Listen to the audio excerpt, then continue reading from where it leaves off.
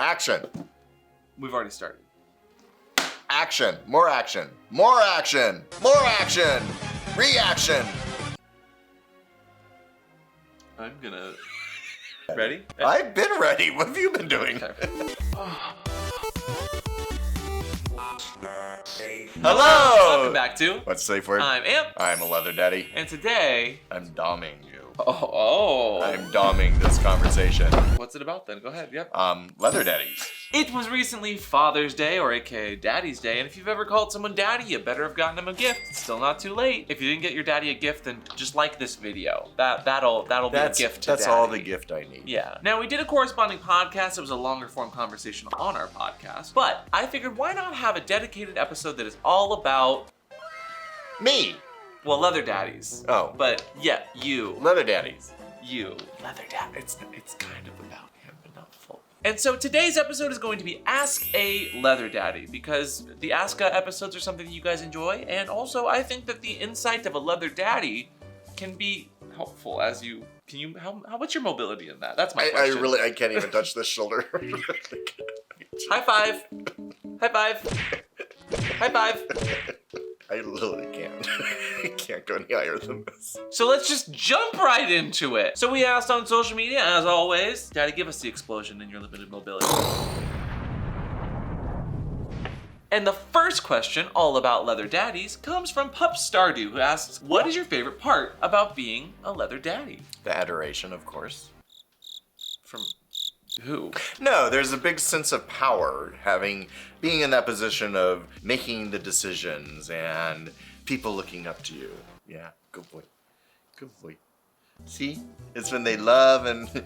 I mean, this is not a good example, but when they love and adore you. Well, according to Fatherly, one of the dadliest websites on the internet, people love the term daddy because of that dynamic that tends to come with it. And because daddies are always right, only specifically on holidays for daddies, while the term does spike on Father's Day, which makes sense on certain websites that have provocative content, women are 97% more likely to search for the term daddy, which makes sense, but the queers and gays are upwards of 277% more likely to search for the term daddy. Hi, gay. Hi, gay. Daddy? Do I look? And that's for people that are not just searching for straight-oriented porn. So daddy is absolutely on the rise, and while the etymology of the term daddy in the kink or sexual sense when it comes to leather is hard to pinpoint, we do actually derive a lot of that culture from things like leather contests and leather bars. Yeah, when I came out at 23, I had a leather daddy who took me to my first Folsom Street Fair, took me to my first leather contest, and really introduced me to this world. Well, okay, maybe that's a good question then. What do you have to have under your belt or maybe on your belt that makes you what makes you a leather daddy? Like, what do you gotta get? What do you gotta get? I think being a prominent kinkster in the scene, usually a little older with a little more knowledge. But, and here's where I'm gonna butt in, I think that daddy is a state of mind, as we covered before here. Leather daddy is not so much a gender-specific role as much as a state of mind where you are a mentor to someone, where you are prominent, you have a learnings under your belt that you're able to then help other people kind of get guided through the community with that knowledge. Which leads us to our next question very nicely, actually, from Annie Dragon, who asks, could you go over some differences, other than, of course, gender, between daddy kinks and mommy kinks? And obviously we've said that women and non-binary people can be daddies, but can men then be mommies? That's a good question. I do think that there are like mothers, men who are mothers. I keep it tight now, they call me mother. Sometimes, especially of sports groups and stuff, there's always the mother hen, the one who's taking care of all of the athletes and the younger generation. They tend to be not in the leather world per se, but in the gay world, I think. Well, you see house mothers, you see drag mothers, Right. and while those are not, and sometimes can be femme or women presenting, it is, again, a more masculine person generally, who is taking on the role of mentoring that's not sex related, but it is very queer related. So I think that mommies, daddies, there are differences there, but I think the similarities are more important, being that they are mentoring and helping a younger queer person. And I think that daddies tend to be, especially in the queer world, more of a masculine role. So leather daddies and lacy mommies? Or I don't know, what would Did you say lazy or lacy? Lacy? No, not lazy. Because leather and lace. I was making. Oh my god. There's only one lazy person in here. It's not the leather daddy. Are you lazy? Is she lazy? We're very, Are you? I can't even finish the sentence. So. Next question from Bronx says, how has kink evolved since you first started? Oh, since I first started. It's been 84 years. So I would say that kink has become a little less dungeon-y impact kind of related and more playful and fun and exploratory. What do you mean by playful? Puppies are a big movement in that. Okay. It's less whips and chains and more sensations and feel this. I think it's also gotten away from the old protocol standards and has become more free-flowing. Has the image of a leather daddy changed in your mind from when you first started? I think the image of a leather daddy has kind of remained the same. It's usually kind of a masculine, head-to-toe leather figure. I think what they do has probably evolved a little bit, and I think how you find them has evolved. It's less in a bar cruising, it's more on an app and through a profile. And I think that while we looked at like Tama Finland as like a masculine, like leather dad or daddy, I think that nowadays we are more open to the daddy being submissive, the daddy being maybe on the receiving end, but still being the mentor. Maybe they're doming from the bottom, or they're a service daddy, for instance. But I think that leather is now more encompassing of other kinds of gear, other kinds of wares and looks. There's even full Pinterest boards that are dedicated to femme daddies that have some really nice style. And in fact, looking into the leather daddy of it all and the history there, I was actually able to find some old 84 years. publications from the Folsom Street Fair. All right, you didn't have to say old that Okay, many the times. website was so it was like an 80s or 90s website like for That's not old! Anyway, Have you ever done online dating? and it talked about daddies as far back as the 1970s and leather contests. And San Francisco was one of the first places that had leather daddy contests in that regard. But it talked about how we looked to the leather daddies for mature counseling, fundraising leadership, and title holders, which it tended to come from a person who had their shit together, that knew what they were doing, who just happened to be into leather and kink, but was able to provide skills that people could learn from. They knew how to adult. Adulting was not hard. Well, I think adulting is hard for a lot of people, but daddies know how to adult. That's fair. Yeah. Next question, where Chris asks, what would he,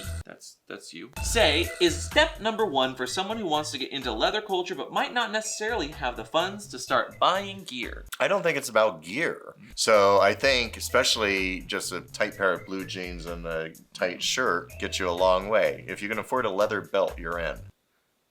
Okay, it says the one wearing tight blue jeans and a tight shirt. Right, see? I think what Daddy's trying to say is it's more about headspace and dynamic than it is about how much money you got in that bank account. While sugar daddies are a thing, No sugar. No more sugar. No more. leather daddies are more about that dynamic, are more about that mentorship, and are more about just having everything together. And money does not equal status within every community, I don't think. And in actuality, leather daddies don't wear leather all the time. I can't get into all that. Especially as you grow older and you stop fitting into it. So a t-shirt, blue jeans, and a bar vest are about as far as a lot of them go anymore. It's about connection, much like today's sponsor, who's our daddy for today's episode. Oh. Yeah, daddy. That's sure to put you in the hot seat. Allform, one of our longest running sponsors and sister to Helix Sleep. And they make American-made couches that are easy to assemble. They are scratch resistant, they're stain resistant, and they're incredibly comfortable. So they're perfect for daddies. No matter how you spend your downtime, your sofa is an integral part of your home. Now their modular sofas can all be personalized for your space and style with 500 plus unique combinations depending on how you want the seats, the corners, the ottomans, or the pillows. Again, that is customized couches, but for not a custom price. They're very affordable. Making it easier to fit furniture into your space. They come in boxes, they're easy to ship and grab, and because Allform ships directly to you with their premier materials, it means you're getting a really good price and it ships right to your door fast and free, and in boxes that aren't very heavy. And they give you a 100-day trial, so you get more than 3 months to make sure that you love it. And if you don't, they'll pick it up and offer you a full refund. And then you just put it together in 15-ish minutes. Someone didn't read the directions the first time. You know what's so great about Allform is when Daddy doesn't read the instructions and they make it so simple to take apart and do it right. How hard is that? Our first couch, a teal love seat, was super comfortable, so we decided to expand. This time round, we chose a 3-seater with a chase, and it came in a nice smoked leather with espresso legs, and we couldn't be happier. Daddy not only has a new place to nap, and only nap, definitely just napping, but the process of putting it together was even easier the second time. And Daddy completely thought that he did it all by himself, so yay! So check out Allform and visit the link down below at allform.com/watt for 20% off any sofa of your choice. So we love our Allform love seat, and we think you will too. Check them out down in the description down below. You're gonna get a cute couch. Whee! Next question from Dr. Callow says, what are 3 things you think daddies should be doing more of nowadays? Ooh, I think daddies should be talking about history more. Okay. I think daddies should be engaging more with other people in the community and not just keeping it to our attraction and our specific community. Okay. And I think they should be encouraging the youth to get more politically involved. Oh, okay. Like ACT UP and other sorts of issues, because I think that right now, more than ever, we need to be more engaged as a community, informed as a community, but keeping tabs on and keeping track of and taking care of each other as a community. And if there's one thing that leather daddies have exuded since day one, it is community. Yeah, and the daddies, they've already fought these wars that you can have these freedoms that you're having right now, but they're gonna be taken away if you don't fight. So we need to teach you how to fight again. Not physically, but like acting up and making a stand is what you mean, right? Yeah. Not like. Well, Impact Play is fun too. Mattow follows up directly after that and says, what's your favorite dad joke? Why do daddies take an extra pair of socks with them when they go golfing? Why? In case they get a hole in one. I've never heard that one before.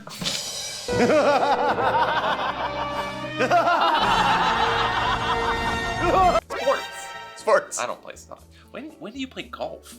Well, do daddies have to play golf? It's a dad joke. It doesn't have to make sense. Do leather daddies have to have dad jokes, though? I don't think so. I don't do them very often. Are you disagreeing? I disagree. I know you're disagreeing. I think a leather daddy should have at least one good dad joke that's like slightly inappropriate, you know? Oh, you now I can be inappropriate? I've never said you couldn't be inappropriate. You say I can't be inappropriate all the time. No, I say you're being too inappropriate. Not that you can't be inappropriate. There's a line. There is a line. It's right here. Do not cross it, please. You make me I cross it all the time. Before you start fighting me, before you sock it to me, I need you to calm down. Dad's fighting. You wanna fight? I really like this next question from Lyra because it made me think when I saw it. And it asks, do you view leather clothing and hats as scene extenders, toys, or gear? And why? As scene extenders, I do feel like when I dress up in leather that it puts me in a different mood or a different vibe and kind of I feel powerful in it. And I do make my leather part of the scene. I like to have it licked. I like my boots being licked. I like being worshipped in leather. So yeah, it's definitely an extender of the scene.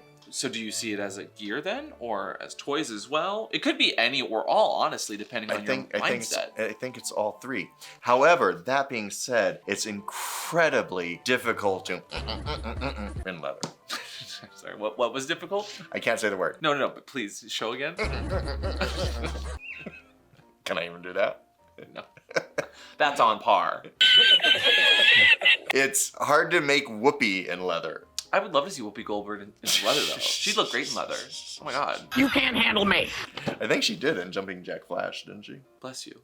Well, I think it's firstly important to explain what a scene extender is, which is something that's actually not really defined properly online. We know what gear is, we know what toys are, like chastity devices are toys, right? So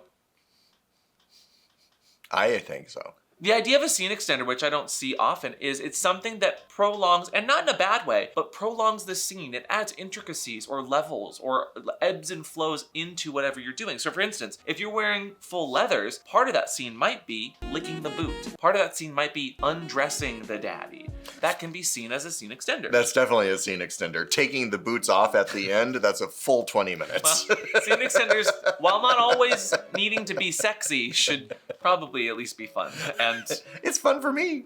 well, speak for yourself. Whereas toys, according to dictionary.com, are objects that are sexually charged and provide or increase sexual pleasure, and gear is kink clothing, things you put on in a specific scene. I do like sexually charged objects, so that's good. I'm not just talking about electricity. So of those three options, which would you say leather clothing was to you the most? To answer the question, I think that leather is mainly gear for me. I think it's a scene extender because it takes a while to get you out of it. Next question from Moonwolf, who asks, was there ever a point before you were a daddy? And if so, what caused the transition into being a leather daddy for you? Age. Oh, really? Yeah. Not being called a daddy by someone? That was age. So of course, I was a boy coming up. I was a leather boy, and I had a daddy, and I had sirs that were leather daddies. It was at a certain age when I first got called a daddy by a certain puppy that I became a leather daddy. The follow-up question actually under that from Mikael asks, how was the first time that someone called you daddy? How did that make you feel? Please tell me about, how did that make you feel? Old. So I said no. No. But then I acquiesced and looked in the mirror, and now I love it. But at the time, he was very obtuse about it. Obtuse. I don't know if I was obtuse. You certainly weren't acute. You certainly? You certainly were not acute. I'm always cute. You are always cute. But his response was very jarred because I think that sometimes people don't expect terminology that refers to their age, or at least what society sees as an age-related question. Well, it was a jarring question. Can I call you daddy? Yes. That was the question. I know, it's very jarring. At least I asked. You should always ask if you're going to call someone a specific honorific. I mean, that's just kind. But his response was, ah! That makes me a leather daddy. Ah! Marisol asks, what are some ways to clean and maintain your leather? As a leather daddy, you must be able to answer this. I always have my boy do it. Easy.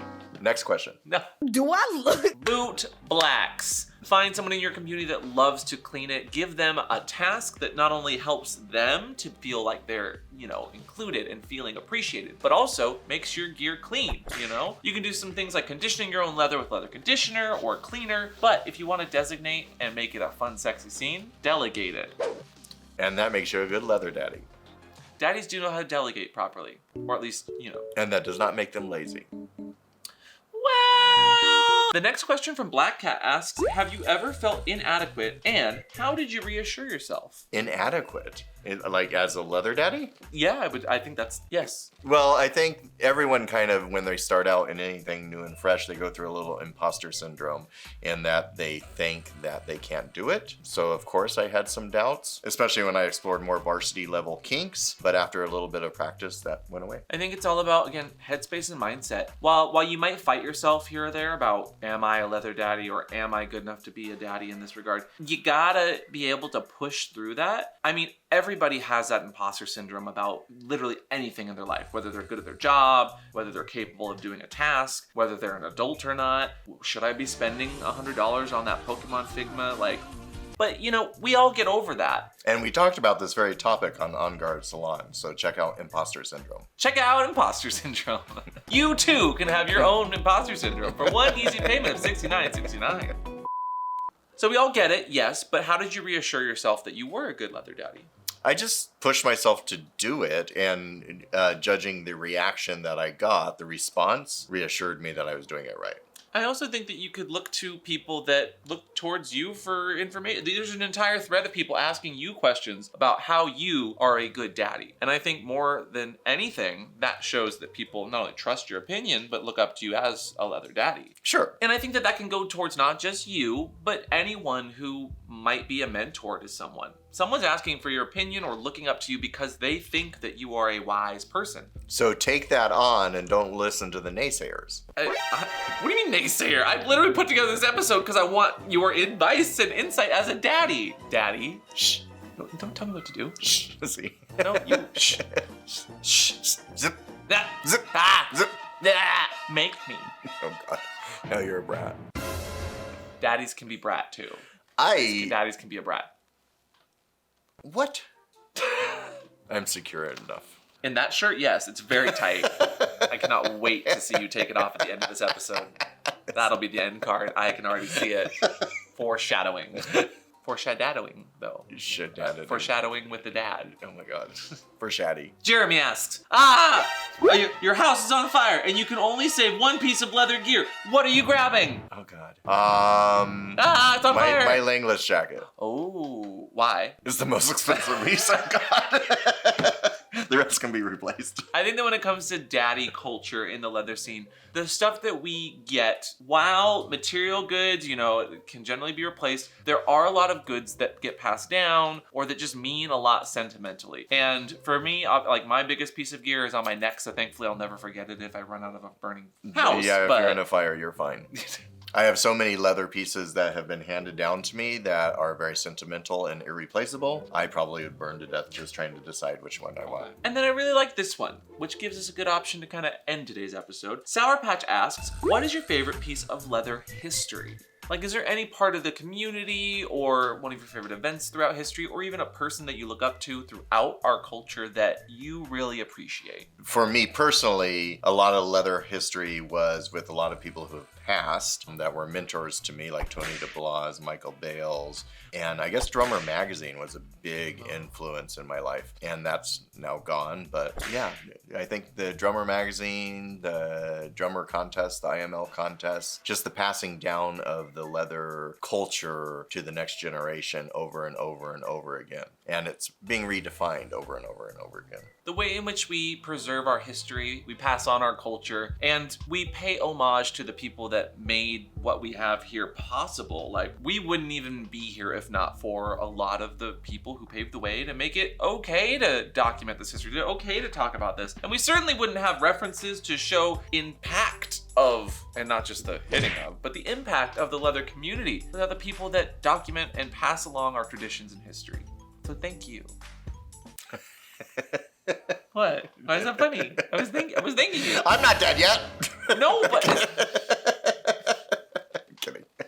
Yeah, and so we get that history from leather daddies. So thank you to all the leather daddies, whether you're butch, femme, male, female, or somewhere in between. Y'all are valid, and let's just give some love to our favorite daddies today. Oh, you're so sweet today. What? You're so sweet today. Oh, I was talking about actually another daddy. See. Just kidding. But no episode would be without our very favorite question, which is, Daddy, what is your safe word? Take my boots off, boy. No. I mean, yes. What a great safe word. If you guys enjoyed this episode or have any other dadliest questions, please leave those in the comments down below. And if you like ringing bells, ring that bell so you're notified of the next one. But don't forget, if you called someone daddy, you better get them a Father's Day gift, even if it's after the fact. And today's Father's Day gift is just leaving a like for this one. Beyond that, don't forget to subscribe, and we will see you all next time. Goodbye. Bye. Oh my god. Now we get to take my boots off. No, this is the foreshadowing that we were talking about. I want you to try though. I can't even unzip this zipper. Oh, I got it. Oh. This is exhausting, by the way. Yes, you are. There you go. No, not yet. Yeah. Now lift this one up, and I'll put my arms up in the air, and you can pull it right off. Watch. I am. Pivot. No. I'm pivoting you. Oh, I love this.